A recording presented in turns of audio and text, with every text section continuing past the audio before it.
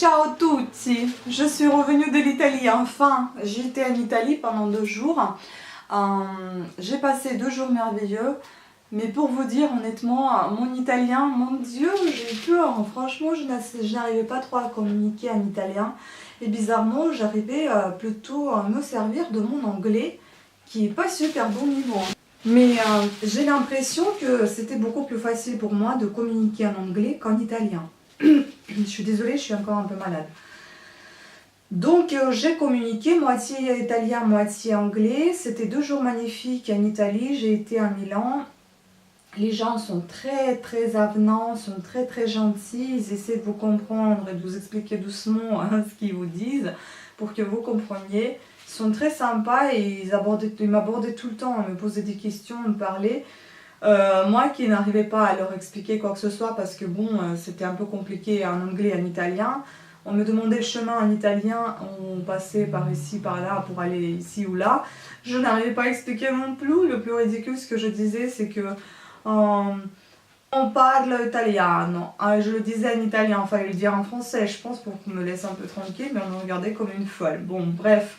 Je me suis débrouillée quand même, j'ai quand même acheté des petites choses, j'étais obligée de parler en italien, donc ça s'est bien passé.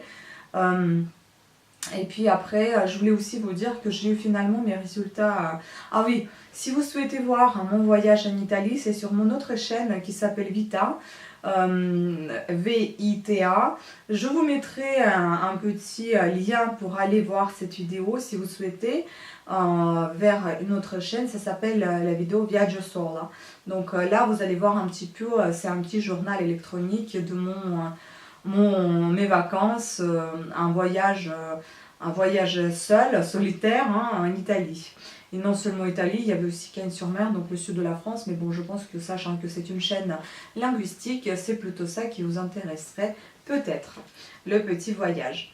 Voilà, et puis ensuite, j'ai eu mes résultats au retour de mes vacances, j'ai eu les résultats de mon TOEIC. Oh là là, mon Dieu, pour vous dire déjà comment ça s'est passé le TOEIC, quand je suis arrivée, c'était très strict.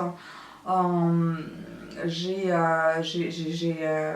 devais avoir uniquement la carte d'identité sur moi, le crayon et la gomme, c'est eux qui le donnaient.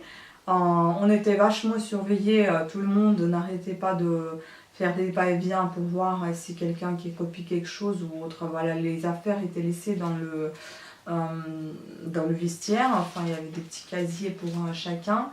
Voilà, c'était un peu compliqué, même la bouteille d'eau, vous n'aviez pas le droit d'avoir sur vous. C'était compliqué dans le sens d'organisation parce que je ne m'y attendais pas du tout à être traitée comme si j'étais à l'école. C'était un peu bizarre, hein, sachant qu'on est tous les adultes et s'il y a quelqu'un qui triche, bah, c'est pour son propre...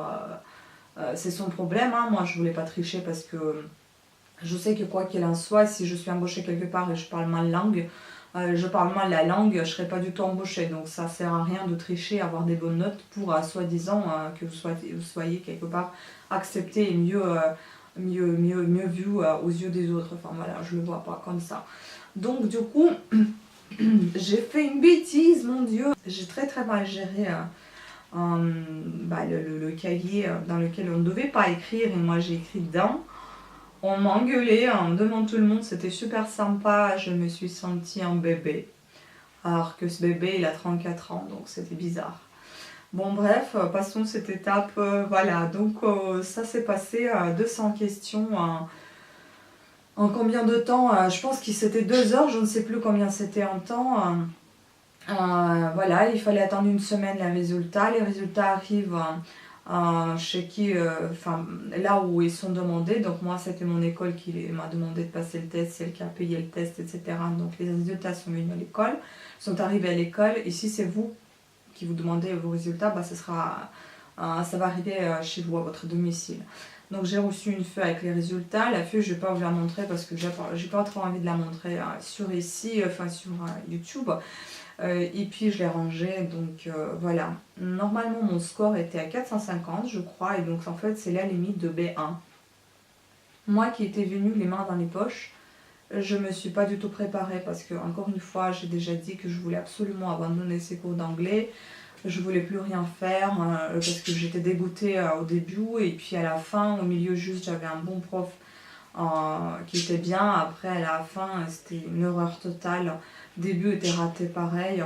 Donc j'étais démotivée, mais alors complètement. Et donc même le test, je suppliais pratiquement l'administration de l'école de me l'annuler, mais elle voulait absolument pas. Bref, je l'ai passé quand même parce que je me suis dit, tant pis, je vais y aller voir. De toute façon, je le règle pas. C'est déjà payé à ma place. Je vais au moins voir ce que c'est comme test pour savoir pour la prochaine fois quand je voudrais le passer. Et ben, je suis vraiment étonnée, sachant que j'étais pas du tout prête. Et ben, en fait, j'ai eu une note plutôt favorable à mes yeux. Donc c'est un niveau intermédiaire pour celle qui n'a pas du tout préparé le test d'anglais. Et voilà, c'était sympa. Il y avait deux parties, partie orale, c'est-à-dire il fallait écouter et répondre aux questions, et partie écrite, il fallait lire et répondre également aux questions. Donc voilà, pour moi ce test, c'était une totale surprise parce que moi je pense que si tu parles pas anglais, bah, tu pourras pas le passer. C'est même pas juste la question de grammaire, vous n'avez pas à mettre ci, là ou le, enfin voilà, terminer bien la phrase, non, c'est répondre carrément aux questions, au texte imposé, voilà. Donc voilà les nouvelles, je vous en dis pas plus puisqu'il n'y en a pas d'autres. Comme vous avez pu remarquer déjà, j'ai fait dans ma petite rubrique de mon coin de lecture, je vous ai déjà présenté le livret de citoyen parce que je l'ai lu, j'avais un besoin de le lire, donc je l'ai lu à haute voix. Je vais continuer à faire des vidéos dans ce genre. Maintenant, je vais parler d'un petit livre sur les présidents français et je pense le faire pareil. Peut-être que vous allez voir des images défiler avec je sais pas, d'époque de ces présidents-là. Et avec ma voix seulement, vous ne verrez pas en vidéo. Vous n'entendrez que ma voix. Et puis quelques images, voilà. J'espère que cette rubrique vous intéresse aussi. Et puis ça peut aider aux gens qui n'aiment pas forcément lire, mais au moins ils peuvent écouter. Et ça peut les apprendre quelque chose. Oui, malgré mon accent, évidemment. Voilà. Donc... ce fut toutes les nouvelles. J'espère que cette vidéo vous a plu. J'espère que vous continuez à me suivre parce que ça vous plaît. Et si vous avez des questions, si vous avez des propositions, n'hésitez pas à le faire, à les poser. Et je vous dis à très bientôt. Bon courage à toutes et à tous dans votre apprentissage d'une langue étrangère. Gros bisous à tous. Ciao!